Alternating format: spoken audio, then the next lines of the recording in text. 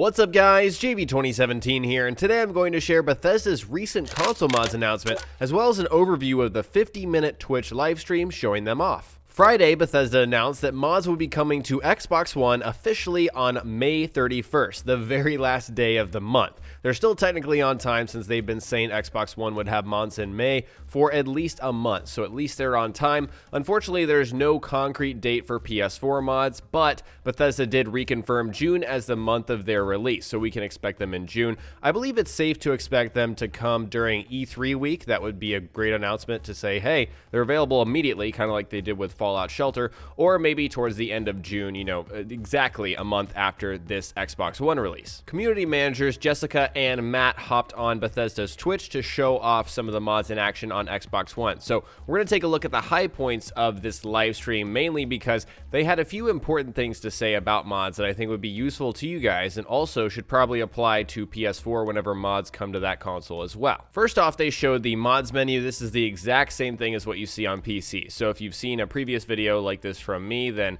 this is much of the same. Essentially, you need to log in with your Bethesda.net account. That is required in order to experience mods no matter what console you're going to be on. So you have to log in, create an account, and that really just allows you to keep track of all the mods that you have downloaded and manage them. So that involves, favoriting, downloading, rating, reporting, enabling, and disabling mods. So once you actually log in with your account, you've got the browser within the Xbox One, and it's the same exact browser that we have on PC. So you're gonna have My Library at the very top. I believe that's the mods that you already have downloaded. And then moving down, you're gonna have things like most popular, highest rated, all things like that. And Jessica kind of likened it to the interface of Netflix, and it does look very similar. It's kind of got all these tile blocks. You click on each one and you have a more detailed description of what this mod actually gives you. Once you click on a mod, you'll have more detailed information. First off, a giant screenshot or some kind of graphic image showing you what the mod is, and then some of them have more screenshots, some of them only have one as kind of the cover image. And then you have, of course, the description box on the bottom telling you any important information, mostly, just to describe the mod, but some have important things like,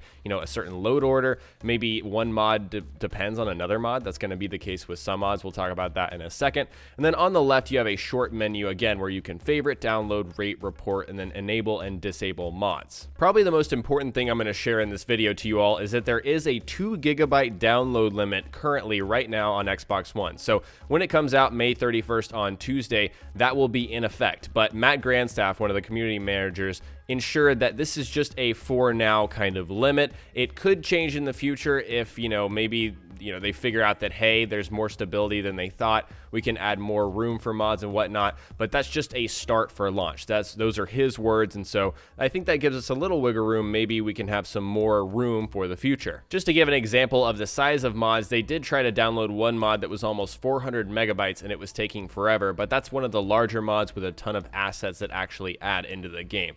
For the most part, you can download a ton of mods with 2 GB, so this isn't a huge concern, at least at first, but I'm sure people would love to have that expanded, moving forward into the life of Fallout 4. It's also important to note that not every single mod that you see on mods.bethesda.net are available on Xbox One. Some of them are marked for console and some of them are not. I believe this feature was added shortly after all of this mod stuff launched, at least on PC. It wasn't there immediately, but I think they added it in. That is something important if you're just looking on the website. However, if you're just browsing for mods on your Xbox One, you're not using a PC or anything to, go through your account and mod and favorite and all that, then you don't have to worry about this at all. Every single mod that you browse on the Xbox One itself, and I'm sure on PS4, will be available to download. They also briefly touched on the load order, which is a concept that I don't think console gamers who've only played console and have never modded even know about. But this is something brand new that a lot of, Nexus Mod Manager is something that uses load order a lot. And so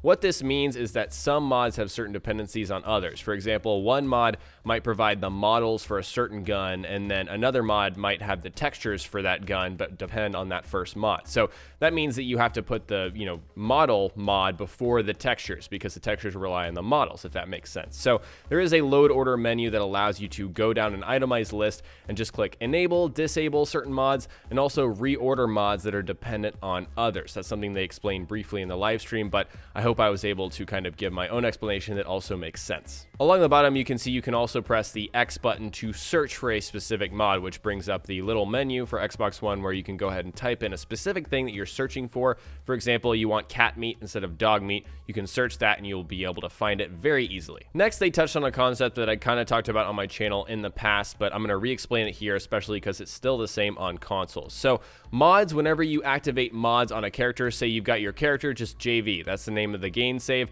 I hop in there, I play around, then I hop out, then I go to the main menu, go to mods, and download like 3 mods, for example, and then I hop back onto JV with those mods. What I do when I save after that point with the mods on, if I go back and try to load something, that will have split my save, my JV save, between normal JV and also JV modded. It'll say modded in brackets off to the side. And so you've got it split between a normal save and a modded save. Any progress that you make on the modded save is going to stay on that modded save file, and it's not going to mess with your normal save. However, if you progress with the modded save, you're not going to get any progress with the non-modded save, and that's just how it works. And I think the main reason for that is that achievements and trophies are officially disabled with mods on consoles. And really, I think Matt Grandstaff, one of the community managers, just chalked it up to, Sony and Microsoft. They have certain standards for achievements and trophies. They don't want you cheating, and there are certainly mods that literally allow you to spawn items in or change your level immediately, and they will be available on consoles. And so